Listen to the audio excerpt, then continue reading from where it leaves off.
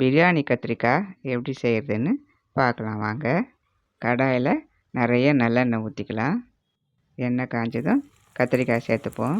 இந்த கத்திரிக்காய் கிரேவிக்கு நல்லெண்ணெய் தான் சேர்க்கணும். இந்த கத்திரிக்காய் எண்ணெயில் போடும்போது ஸ்டவ்வை சிம்மில் வச்சு பொறுமையாக போடுங்க. தண்ணி இருந்தால் மேலே தெரிக்கும். இந்த கத்திரிக்காய் வதங்குற வரை நல்லா விட்டு விட்டு கலருங்க. வதங்கட்டும். இந்த கத்திரிக்காய் 3/4 பாகம் எண்ணெயிலேயே நல்லா வேகணும். பாருங்கள், நல்லா வதங்கி சுருங்கி வந்துடுச்சு.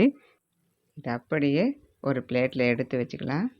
மசாலாலாம் நல்லா வதங்கியாச்சு. கத்திரிக்காய் சேர்த்துக்கலாம். இப்போது ஊற வச்ச புளி கரைசல் விட்டுக்கலாம்.